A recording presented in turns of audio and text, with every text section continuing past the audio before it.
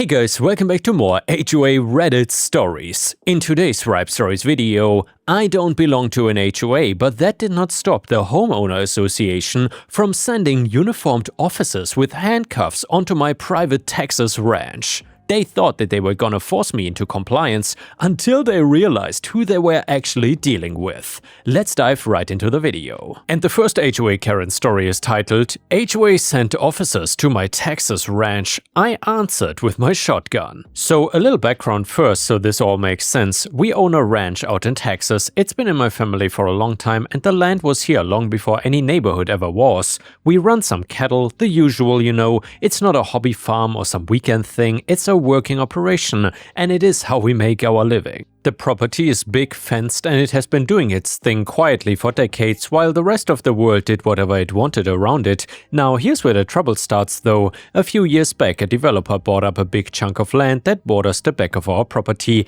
and they put in one of those ugly subdivisions, the kind where every house looks the same, wearing a slightly different hat. Beige, beige, grey and beige. They built the whole thing right up against our fence line, and with the new houses came the thing that ruins everything good in this world, a homeowner association. For the first little while, nothing really happened, but then one afternoon, I'm out fixing a section of the fence when an ATV comes up the private road on the subdivision side. A woman gets out and I'll call her by the name she basically branded onto every piece of mail I ever got from her, so let's go with Becky, the HOA president. She had this clipboard tucked under her arm like a sidearm, and she walked the fence line towards me with this look on her face like she had just discovered that I was storing nuclear waste back there. "Sir," she goes, "are you the property owner?" I told her I was, and I was friendly about it.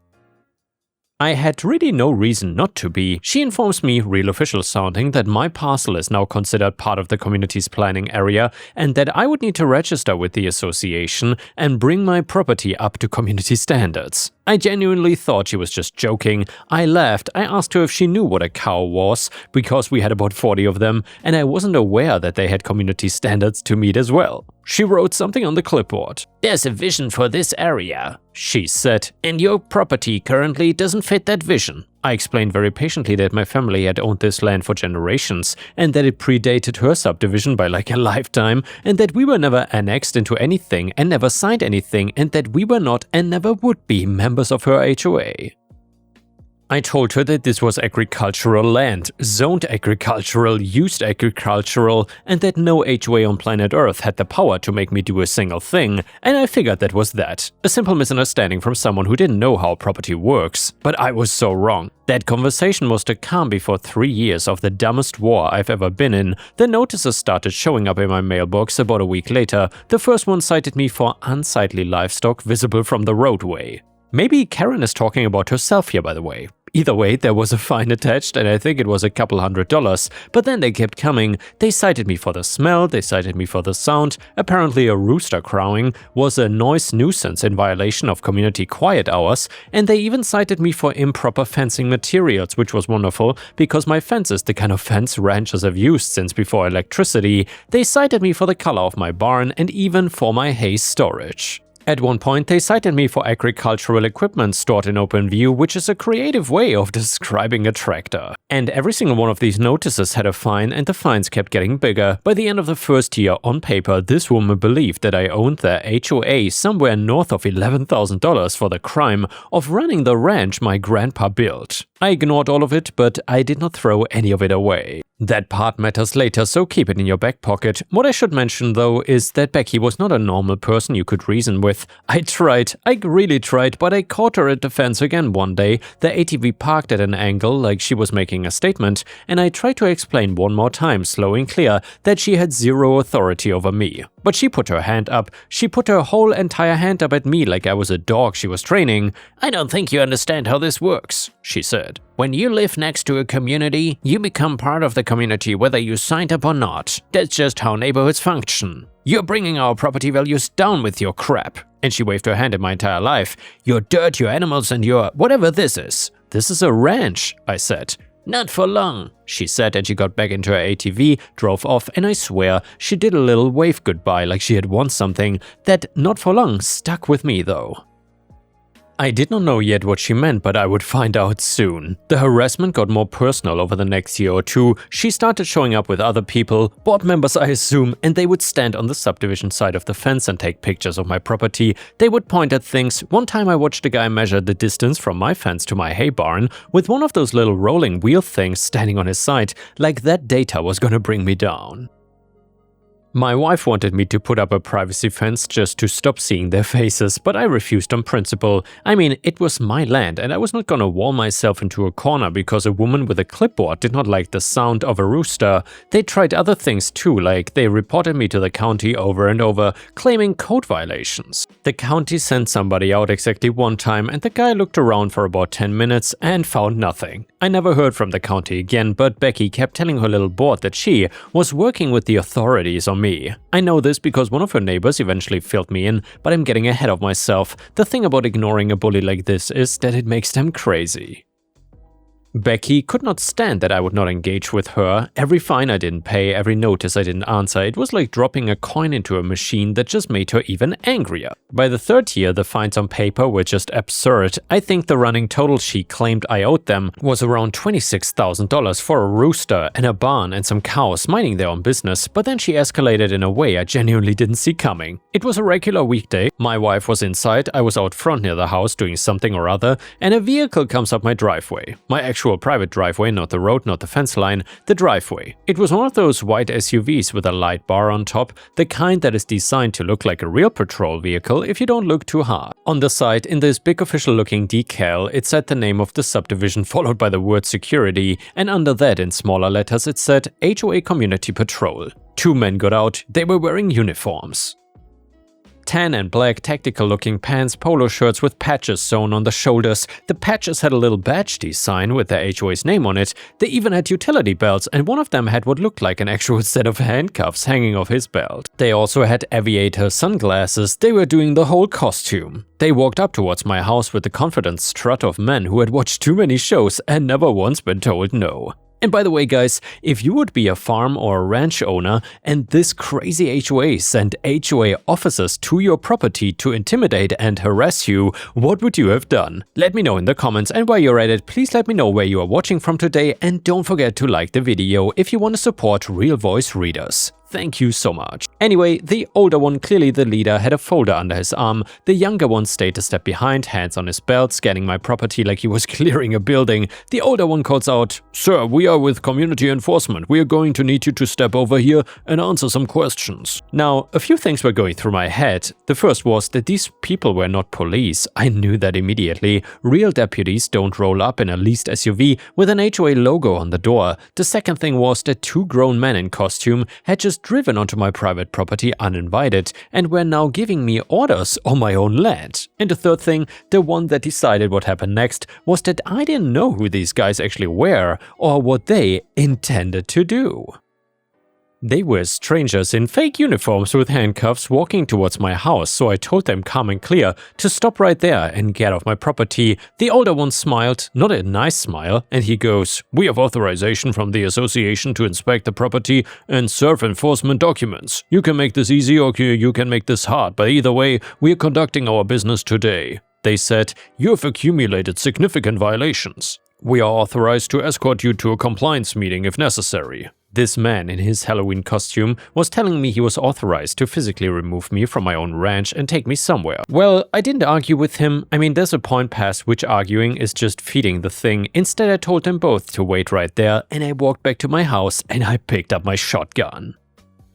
I want to be real clear about something here because I know how this sounds. I live way out in the country. Keeping a shotgun by the door is not a statement, it's just normal life out here. I wasn't planning to do anything with it really. I had no intention of firing it and I never pointed it at a human being. However, two strange men in fake cop costumes with handcuffs had just told me that they were authorized to take me somewhere against my will, and I'll be damned if I was gonna stand there empty-handed and find out if they meant it. I came back out, shotgun held down at my side, barrel pointed at the dirt, my finger nowhere near anything it shouldn't be, and I just stood there on my porch. I've never in my life seen two grown men change their entire personalities so fast. The younger one made a sound. I can only describe it as the noise a kettle makes right before it really gets going. His hands came off his belt so fast you would think it was electrified. The older one, Mr. Authorized, took a big step backwards and put both hands up, folded it all, and the folders slipped out from under his arm and papers went everywhere across my driveway. "Whoa, whoa, whoa," he says. "Sir, there's no need for that. There's absolutely no need for that." "You are on my private property," I told him.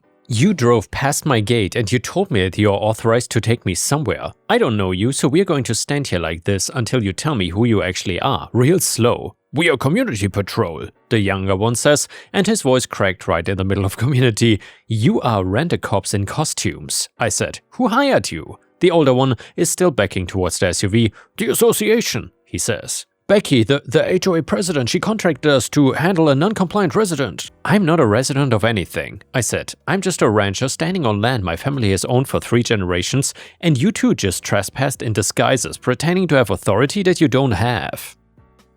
Do you have any idea how many laws you are breaking right now? Impersonating, trespassing, and you've got handcuffs in your belt, son. The younger one actually reached down and unclipped the handcuffs and dropped them on the ground like they had burnt him. "We were told," the older one starts and he's talking fast now, "we were told you were squatting on land that belonged to the development. She told us that you were a problem resident refusing inspections. She didn't say anything about, and he gestures vaguely at my shotgun and my barn and the cattle and the entire obvious reality of the situation, about it being an actual ranch. And that right there told me everything. Becky had lied to her own hired goons. She told them that I was a squatter so they would come out here with their costume confidence and rattle me. "Pick up your papers," I told him. "Pick up your handcuffs and get in your little truck. And tell whoever sent you that if anyone drives into my property again pretending to be law enforcement, the next people who show up here are gonna be the real kind and they will be here for you." I've never seen 2 men gather their things faster. The older one was on his hands and knees scooping papers off my driveway. The younger one grabbed the cuffs and basically dove into the passenger seat. They backed out of my driveway so fast the SUV fishtailed in the gravel and that light bar went bouncing down my driveway and out the gate, and I never saw either of them again. Remember all those notices on the fridge though? Yeah, years of them, the fines, the threats, the photos they didn't know I had of them standing at my fence taking pictures of my property. And yeah, I called my lawyer the same afternoon. I'd actually talked to him a couple times over the years about the HOA nonsense, and every time he had told me the same thing, which was that they had no power over me and to just keep all the paperwork. He always said the day they did something truly stupid, all that paper would be worth its weight in gold, and well, the day had arrived. When I told him what happened, he went quiet for a second, then he said, and I'm quoting him exactly because I wrote it down, "They sent armed men in fake police uniforms onto your land to detain you? Please tell me you saved everything." I told him I had a folder thicker than the Bible. What Becky didn't know, what she could not possibly have known because she was too busy being the main character, was that hiring people to dress up as quasi-law enforcement and detain someone is a real problem. Not an HOA squabble problem, a lawyer rubbing his hands together problem. There are actual laws and taxes about impersonating an officer and about who can and cannot make people think that they are being lawfully detained. And sending people to do it based on a lie onto land you have no authority over after 3 years of documented harassment, well, that's not a great idea. My lawyer sent a letter, and the letter laid out every single thing the HOA had done over 3 years, every bogus fine, every notice, the photos of them on my fence line, and then the big one, the security company incident. It demanded that the HOA immediately cease all contact, withdraw every fake fine, and it strongly implied that we were fully prepared to involve both the real authorities and the courts over the impersonation stunt. Here's the part that still makes me grin. The security company they hired, when they got pulled into this, they folded like a lawn chair. Turns out, a fly-by-night outfit that puts cop costumes on guys and sends them to detain strangers does not want to be anywhere near a lawsuit involving impersonation of law enforcement. They flipped instantly, and they handed over the entire contract with the HOA in writing, including the work order where Becky had described me as a squatter illegally occupying development-adjacent land and requested they remove and detain the occupant for a compliance interview. So now we had it straight from the source. The HOA president had knowingly lied about who I was in order to direct hired men to detain me on my own legally owned property. That document did more damage than my shotgun ever could have. I would love to tell you that Becky took the news with dignity, but she didn't. I found out how she took it because of the neighbor I mentioned earlier. There was a guy in the subdivision lived in one of the houses backing up to my land, and over the years he had gotten friendly with me over the fence. He was a good guy, and he thought the whole HOA crusade against me was just insane, and he told me so. He was on the HOA's mailing list and he kept me posted on the chaos, and the chaos was glorious. According to him, when the lawyer's letter hit and the board realized what Becky had actually done in their name, the other board members lost their minds. Because here's the thing about an HOA, the board members are personally exposed when the association does something this far out of bounds. They suddenly understood that they, individually, could be on the hook for what this woman had done.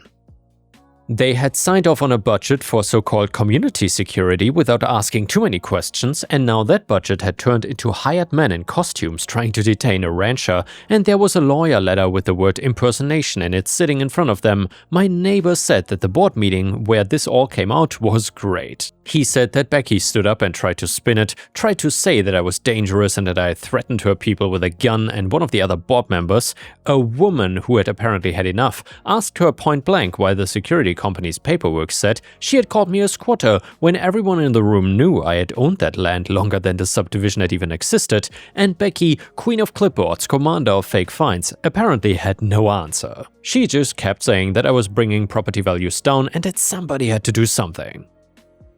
My neighbor said you could feel the room turn against her in real time. They threw her completely under the bus, they voted to remove her as president on the spot, and they formally rescinded every single fine and notice against me, and they terminated the contract with the security company. Also, they made it extremely clear in writing that the association recognized my property as a private agricultural operation outside their jurisdiction and that no representative of the HOA would ever contact me again.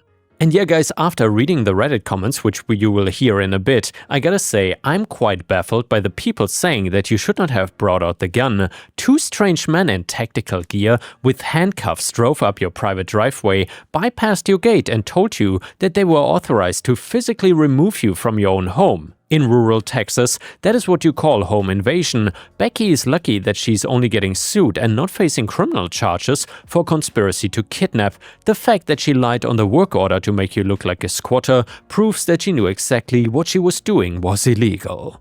And a user in the comments said, obviously the HOA is 95% in the wrong here. I mean, Becky is a power-tripping nightmare who committed actual crimes by falsifying work orders to send hired goons to detain you, and she deserves every bit of the legal hammer that is about to hit her. But OP, walking out onto your porch holding a shotgun was a massive unnecessary risk. I get it, you were startled and they threatened to detain you, but the second you bring a firearm into a situation, the math changes. If those guys had been actual off-duty cops doing a side gig, is that even a thing? Or if they had been armed and panicked, you would have been shot on your own porch. You had a phone, you should have locked the door, called 911 to report armed trespassers, and let the real sheriff handle it. And yeah, you won the legal battle, but pulling a gun on a rent cop who were clearly out of their depth was a dangerous ego trip.